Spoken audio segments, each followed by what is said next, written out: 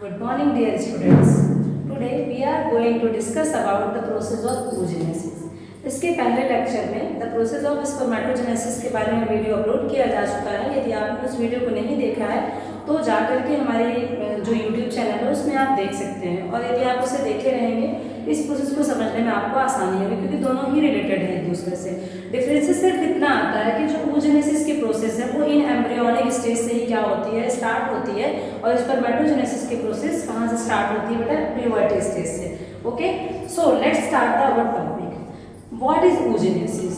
oogenesis क्या होता है? The production and development of egg और ओवा आर कॉल्ड oogenesis। जो मदर प्रेग्नेंट मदर होती है, उस प्रेग्नेंट मदर के जो फिटस होता है उसके अंदर प्रीमोडियल जर्म सेल्स प्रेजेंट होती हैं। उन प्रीमोडियल जर्म सेल्स में होता है mitosis division. Mitosis division is a equational division, है ना, बराबर बराबर से क्या होगी इसमें सेल्स और नंबर ऑफ क्रोमोसोम्स डिवाइड हो जाएंगे। तो ये दो क्या बनेंगे आपके oogoनियम। अब oogoनियम जो होते हैं ना वो बिल्कुल सेम टर्मिनोलॉजी में अपन यूज करते हैं, किसमें, स्पर्मेटोगोनियम जिसे हम बोल रहे थे। मिलियन ऑफ oogoनियम्स are present in each ovary, है ना, दो ओवरी होती हैं फीमेल बॉडी में, उन दो ओवरी में से एक में मिलियंस ऑफ क्या होते हैं, ओवा जो oogoनियम होते हैं वो प्रेजेंट होते हैं। अब इन oogoनियम्स में भी होता है माइटोसिस डिवीजन, देन उसके बाद फिर से दो क्या होंगे, ये सेल्स बनेंगे, एक एक हमने शो किया है।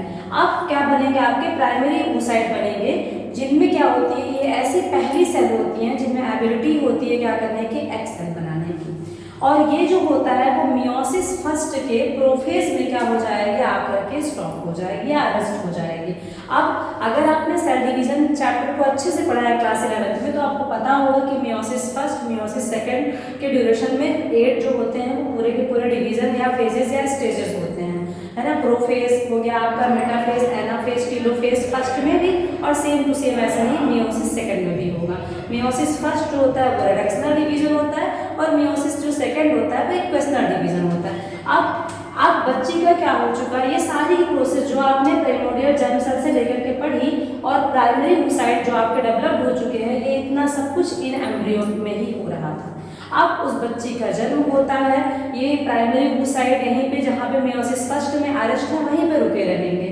अब क्या होंगे, इनमें डिक्रीजिंग ऑर्डर पे चलते चलते चलते चलते बच्ची का जन्म हो चुका है, बच्ची अब चाइल्ड स्टेज को अपने क्या कर चुकी, कंप्लीट कर चुकी है। एट द प्यूबर्टी स्टेज जैसे ही वो हिट करती है तो कुछ हार्मोन्स की क्या होती है, रिक्वायरमेंट इनको लगती है, तभी क्या होता है ये प्रोसेस स्टार्ट होते हैं। जैसे ही लड़की प्यूबर्टी स्टेज में आती है, जो FSH है, LH है, ये ऐसे हार्मोन्स ये क्या करते हैं, इसमें हेल्पिंग होते हैं, और वहाँ पे होता है आपका मियोसिस फर्स्ट फिर से क्या होगा, स्टार्ट होगा।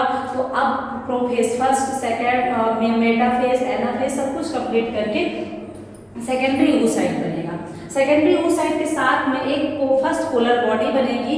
यहाँ पे जो डिवीजन होगा वो अनइक्वल डिवीजन होगा। अनइक्वल का मतलब ये कि जो अपन साइटोप्लाज्मिक डिवीजन कर रहे हैं उसमें साइटोप्लाज्म जो ये हमारी फर्स्ट पोलर बॉडी बनेगी उसमें बहुत कम होता है, और जो हमारा क्या बन रहा है, सेल बन रहा है, उसमें बहुत ज़्यादा क्या होता है, साइटोप्लाज्म होता है, इसीलिए ये डिजेनरेट हो जाती है।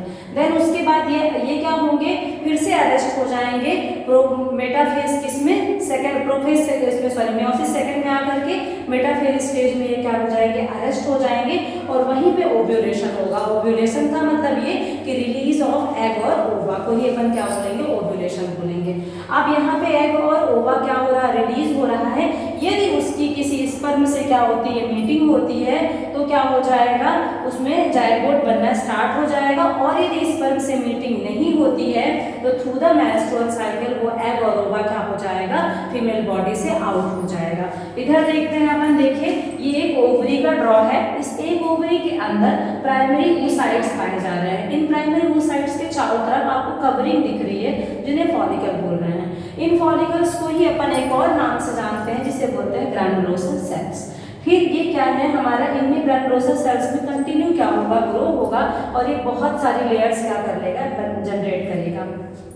एक टाइम ऐसा आएगा कि जब ये क्या हो जाएंगे, एक सेल साइड में आने लगेंगे और उनके बीच में कुछ फ्लूइड से भरा हुआ क्या हो जाएगा, स्पेस हो जाएगा, जिसे जिसे अपन बोलेंगे क्या, एंट्रम। और देन उसके बाद लास्ट में ये मैच्योर हो जाएंगी और रप्चर्ड होकर के जो एग है वो रिलीज होगा और ये रही फैलोपियन ट्यूब। इस फैलोपियन ट्यूब के थ्रू ये एग कहाँ पहुंचा, इस फैलोपियन ट्यूब में। और यदि स्पर्म की एंट्री होती है तो वो क्या करेगा, जायगोट बना लेगा। और यदि स्पर्म की एंट्री नहीं होती है तो ये क्या करेंगे, रिलीज हो जाएंगे बॉडी से बाहर। स्पर्म की एंट्री स्पर्म की एंट्री होते ही जो गर्ल्स है उसमें क्या होगा, ये जो मियोसिस सेकेंड आपका अरेस्ट हुआ था वो कंप्लीट होगा।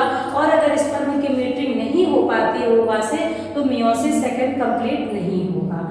Okay, thank you.